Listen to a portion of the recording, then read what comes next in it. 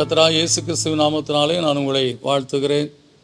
இந்த ஆசீர்வாதத்தின் விடியல் என்று சொல்லக்கூடிய இந்த நிகழ்ச்சியிலே, இந்த காலைவேளையில் உங்களை சந்திப்பதில் மிகுந்த மகிழ்ச்சி அடைகிறேன். இந்த நாளில் நான் உங்களோடு கூட பகிர்ந்து கொள்ளும்படியான தேவனுடைய வார்த்தை பிலிப்பியர் 4ஆம் அதிகாரம் 19ஆம் வசனம். என் தேவன் தம்முடைய ஐஸ்வரியத்தின்படி உங்கள் குறைவை எல்லாம் கிறிஸ்து இயேசுவுக்குள் மகிமையிலே நிறைவாக்குவார் என்று சொல்லி இந்த வேதவசனம் சொல்கிறது.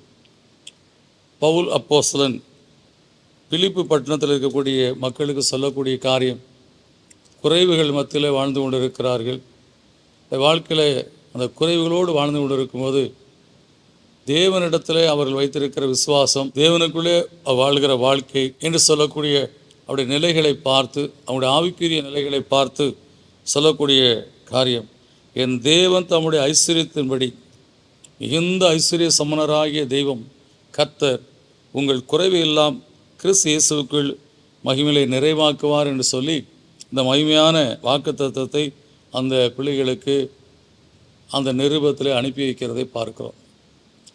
நம்முடைய வாழ்க்கையில் நாம் ஆராதிக்கிற தேவன் மகிமையின் தேவனாக இருக்கிறார், மகத்துவமுள்ள தேவனாக இருக்கிறார், ஆராய்ந்து முடியாத எண்ணி முடியாத அதிசயங்களை செய்கிற தேவனாக இருக்கிறார். மண்ணினாலே மனிதனை உருவாக்கி ஜீவ சுவாசத்தின் ஆசியிலே ஊதி ஜீவாத்துவமாக மாற்றின தேவன். அப்படிப்பட்ட மகத்துவமுள்ள அந்த மகிமையின் தேவனை நாம் ஆராதிக்கிறோம். அவர் மிகுந்த இரக்கமும் கிருபையும் தயவும் அன்பும் மனதிற்கும் உள்ள தேவன்.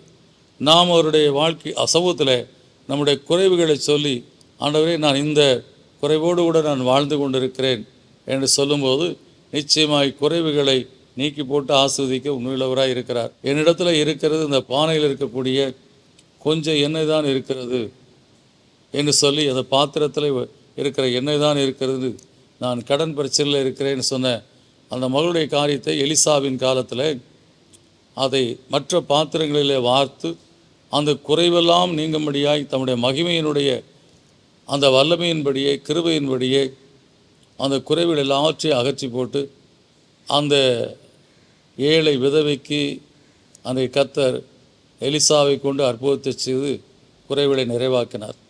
ஏன்னா நம்முடைய வாழ்க்கையில் கூட நாம் குறைவுகளோடு இருக்கிறோம் என்பதை தேவன் அறிந்திருக்கிறார்.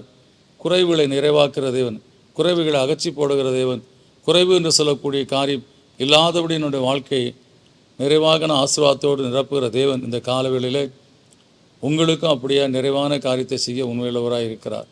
எனவே நான் இந்த குறைவுகளோடு இருக்கிறேனே, இந்த தேவையில் எப்படி சந்திக்கப்படும் என்று சொல்லக்கூடிய நிலையை நீங்கள் நோக்கி பார்க்கலாம்.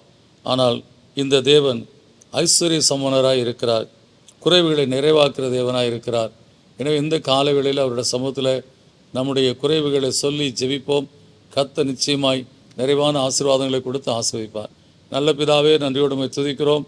இந்த காலவேளையில் நம்முடைய பிள்ளைகள் பலவிதமான காரியத்தில் இந்த காரியத்தை நிறைவேற்றுவதற்கு இன்னும் பணம் தேவை, இன்னும் இந்த காரியத்திற்கு எவ்வளவு செலவாகும், இதெல்லாம் எப்படி நான் சந்திக்கப் போகிறேன், எப்படி என் வாழ்க்கையில் இந்த தேவைகள் சந்திக்கப்பட போகிறது என்று சொல்லி பல காரியத்தில் குறைவுகளை நினைத்து வேதனைப்பட்டு கண்ணீர் அடித்து கொண்டிருக்க பிள்ளைகளுடைய வாழ்க்கையில் கர்த்தாவே கிருபையாய் இறங்கி கர்த்தாவே எந்த காரியத்தில் அந்த பிள்ளைகள் குறைவுகளினாலே இன்றைக்கு கவலையோடு வேதனையோடு இந்த காலங்களில் எப்படி இந்த தேவைகள் சந்திக்கப்படும், எப்படி என் வாழ்க்கையில் இந்த காரியங்கள் நிறைவேறும் என்று சொல்லக்கூடிய காரியத்தில் ஒருவேளை ஒரு திருமண காரியமாக இருக்கலாம், ஒருவேளை ஒரு வீடு கட்டுகிற காரியமாக இருக்கலாம், அல்லது ஒரு பிள்ளையை ஸ்கூலில் சேர்க்கக்கூடிய காரியமாக இருக்கலாம்.